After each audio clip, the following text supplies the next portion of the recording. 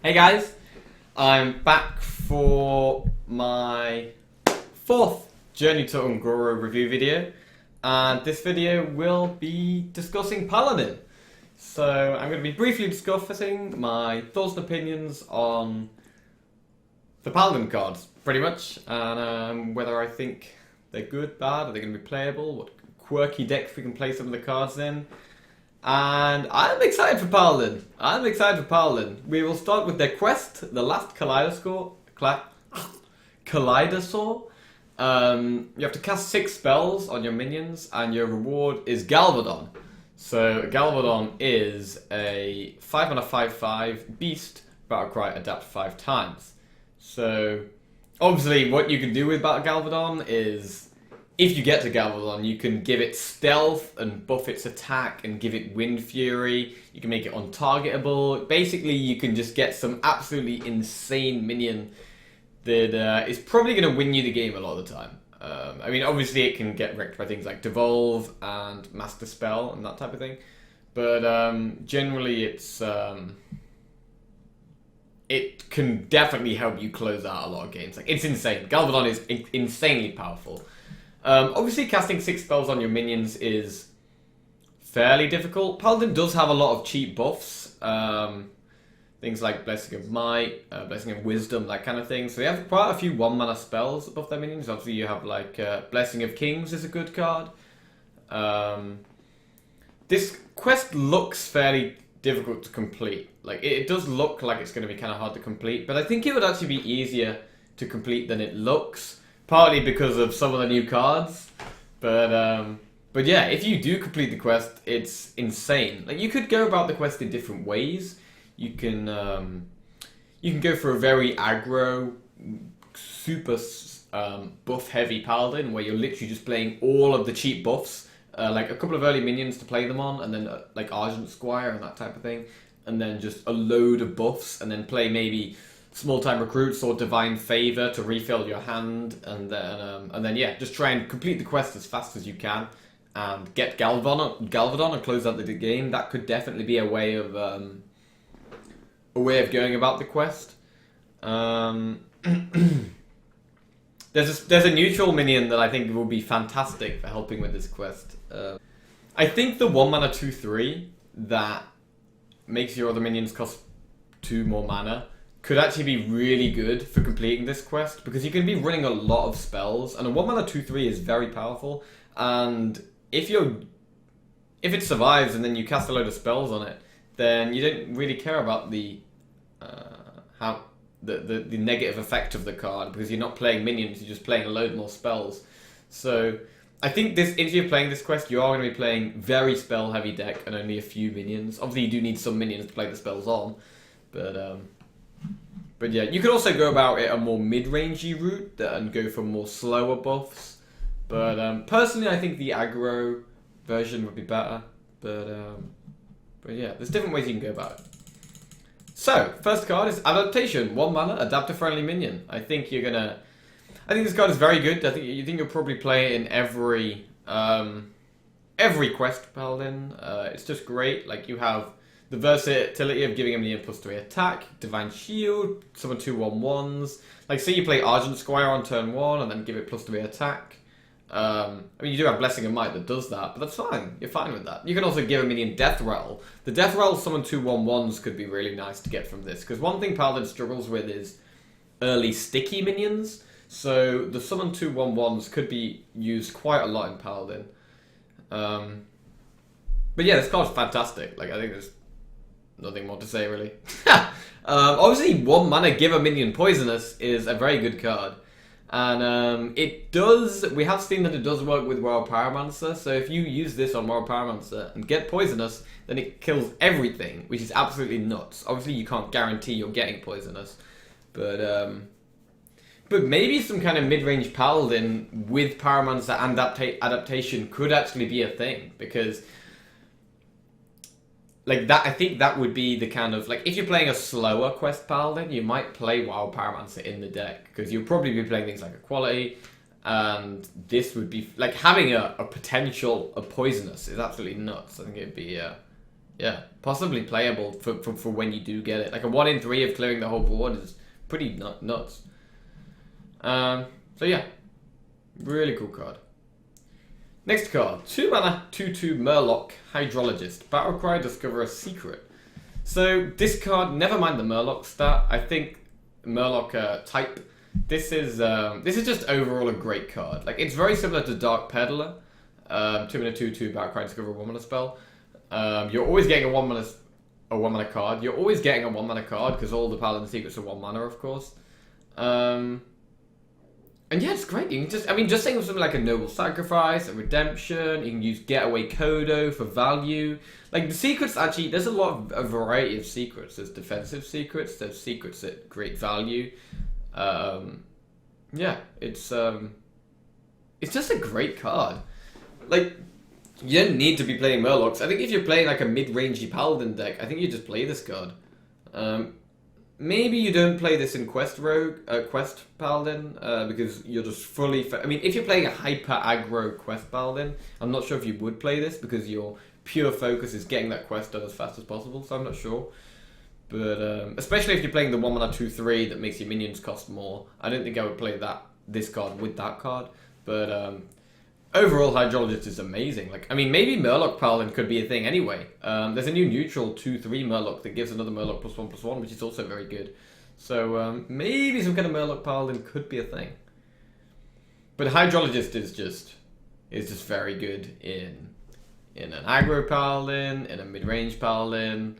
It's just, yeah, just solid. It's obviously it's not as good as Minibot for tempo, but it's a very good card. A Minibot was too strong anyway, so. Okay, Lost in the Jungle. 1 mana, summon 2 1/1 Silverhand Recruits. So it's basically like similar to Living Roots, similar to Alleycat.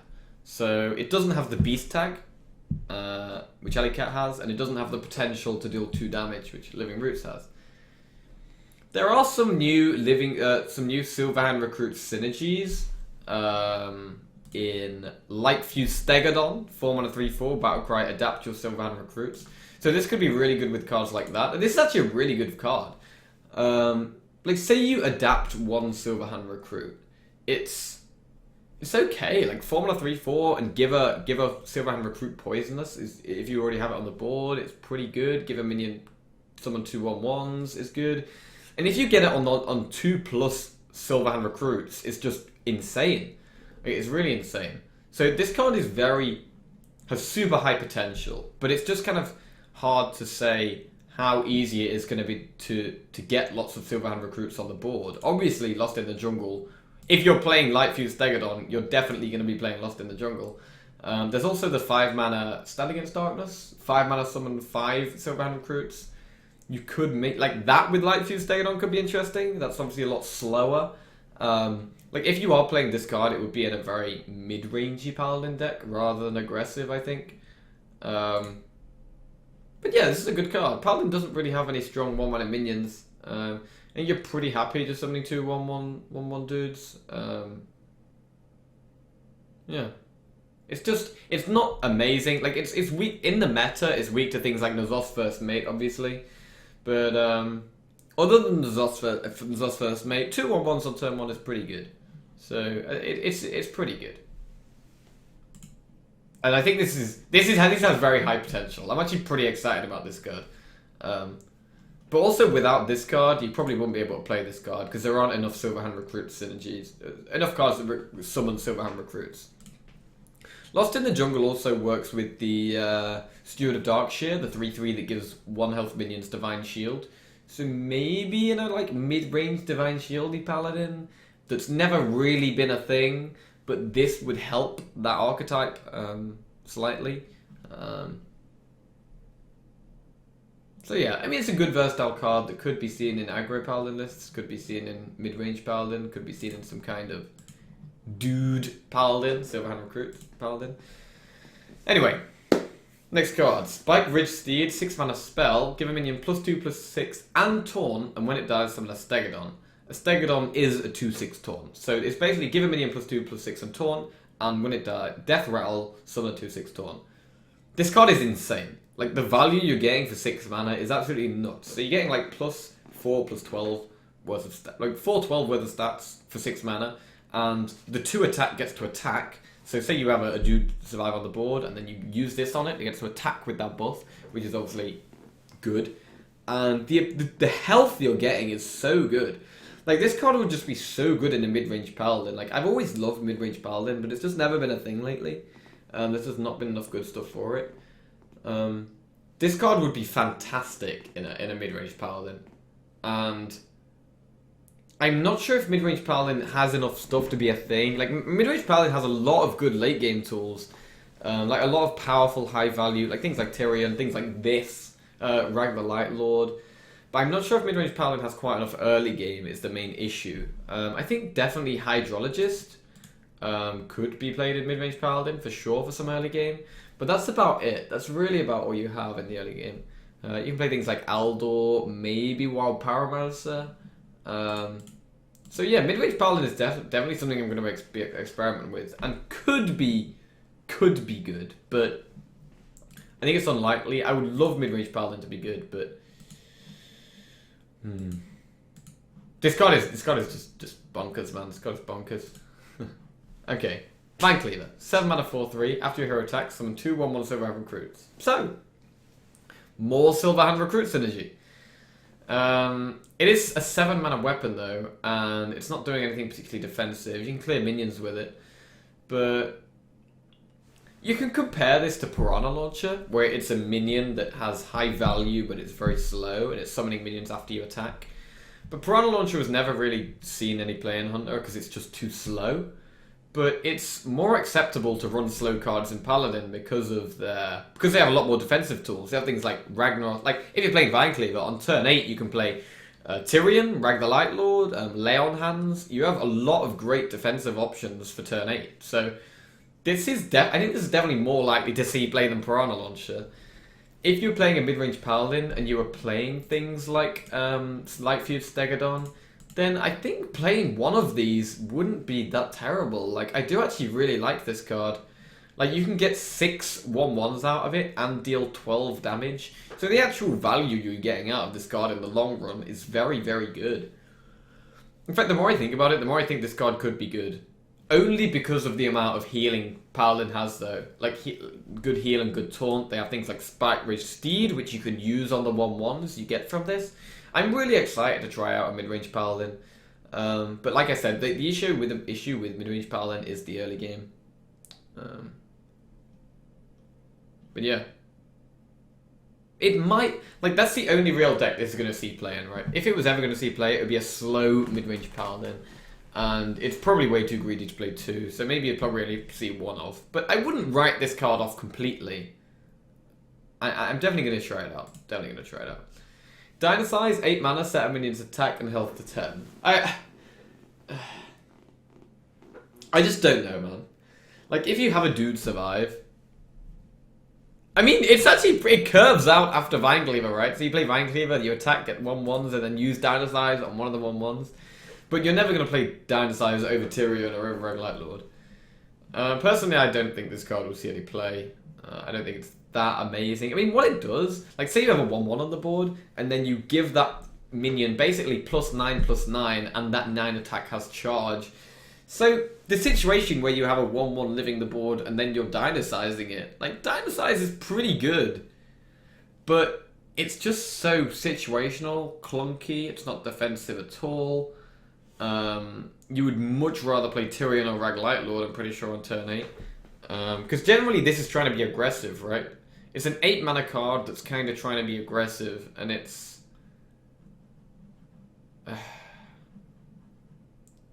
I think Blessing of Kings is just... Like, you'd rather just play 2 Blessing of Kings in your deck than this. I mean, maybe you're playing Blessing of Kings and this, but I don't think so. I think this is just too slow and, yeah, too clunky and, yeah, annoying. So, next card, 2 mana 1/2 Murloc, Primal Fin Champion. Death Rattle, return any spells you cast on this minion to your hand. So this is really cool with the Paladin quest. So, it's another Murloc. Maybe some kind of Murloc Paladin could be a thing. Like, Paladin is getting some good Murloc cards now. Like, they have this, they have Hydrologist, they have a 1 mana 2/1 that buffs a Murloc in your hand. They have the 1/3 that changes your hero power to summon Murlocs. So Paladin does have a lot of Murloc synergy. Maybe like an aggro Murloc Paladin could be a thing. I mean, maybe the best way to go about the quest is to just play Murlocs as your early minions. I'm not sure. But anyway, this card is amazing for the quest. Even if you just use one spell on it, if you just like give it Divine Shield and then you get the 1 mana Divine Shield back in your hand, it just really helps complete this quest, because there are some Paladin spells that you're not really going to want, or you're not going to want to play that many spells. I mean, to summon 6, it's going to take a while for you to even draw 6 spells in the first place. So the fact that this can just add more to your hand is going to really help you complete the quest. Just gets you more of these cheap... Like, generally what you want to do is use the cheap buffs with this card. So like play this with 1 or 2 spells and then get them back in your hand, and it's great. It's just really good for completing your quest, man. Obviously its stat line is below par, so you're not going to play this card on turn 2. Well, unless you're guaranteed it can survive, but I think that's pretty unlikely. But it's a very good card for Quest Paladin, and I definitely think this will see play. And I like it a lot. You can have just 2 spells in your hand and use them on it, and then get 2 more back, and then that's 4 done already. I mean, obviously you have to pay the mana, but the fact that a lot of the Paladin buff spells are 1 mana massively benefits this card. Like, you're not going to be playing this card with things that are like probably not going to play this with like Blessing of Kings and the 6 mana Spike Ridge Steed. But I mean, it might end up happening, but this is going to be a lot more useful with the 1 mana spells.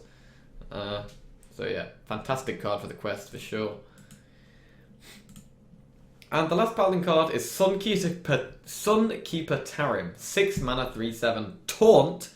The fact it has Taunt is extremely important. Battle Cry, so all other minions attack and health 3. This card is absolutely insane. So not only for the fact that it can... Well, mainly for the fact that it can be used aggressively or defensively, right? Your opponent can have 1 big minion on the board. So your opponent could have completed their Hunter quest and play their 5 mana 8/8, and then you literally just play this and set your opponent's health to you set your opponent's minion to a 3/3. So even then, it's insane. You're reducing 5/5 of your opponent's stats, plus putting the 3/7 taunt on the board, and the 3/3 trades really poorly into the 3/7 taunt. Like, that's one of the other things about this card, where if your opponent has 2 minions on the board, you set them both to 3/3s. Those 2 minions can't even trade into this. They would have to have 3 minions for them to actually be able to trade into the Sunkeeper Tarim. And it can also be used aggressively. So if you're playing a tokeny Paladin deck and you have lots of 1/1s, you can play this and buff all your 1/1s. Like, this could be really good with like maybe just playing this on turn 7 with like Lost in the Jungle. You just do Lost in the Jungle plus Sunkeeper Tarim. That's a super strong turn. This card is bonkers. This card is bonkers. I'm not sure if you're going to be playing it. I don't think you're going to play it in an aggro quest Paladin, but in a mid-range Paladin, this card would be fantastic. I'm super excited for mid-range Paladin, and I think mid-range Paladin is going to probably want to use the Lost in the Jungle, because you have lots of things that synergize with 1/1s, right? You want to play Lightfuse Stegodon to adapt your Silverhand Croots. You want to play Spike Ridge Steed, so you need some cheap minions to use this on. Also, Sunkeeper Tarim is very good with the 1/1s. So maybe you even want to play like the 5 mana Stand Against Darkness, because 1/1s are so good, going to be so good in this deck. Maybe you even want to play that. It is kind of slow though. But yeah, mid-range Paladin, I think Secret Paladin is... I mean, Quest Paladin, sorry. I think Quest Paladin is going to be very strong. But I'm actually a lot more excited about mid-range Paladin. I've always loved mid-range Paladin, and I think I'm going to be able to... Well, I'm going to try to build it so that it works. I mean, obviously it depends what the meta is, but... Paladin's got so much good defensive tools as well. Like, one of the classes is going to be able to handle things like Pirate Warrior, probably.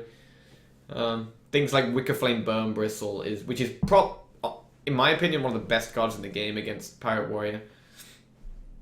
Yeah. But, yeah. Paladin's super exciting. Yeah, so that's it with Paladin. But Paladin is going to be very exciting. Like, there could be so many. Like, you can go mid-range Paladin, you can do Quest Paladin, you can do Murloc Paladin, you can do Murloc Quest Paladin. Like, you can do all sorts of stuff, man. Yeah, Paladin, can't wait. Okay, thanks for watching, guys, and catch you next time.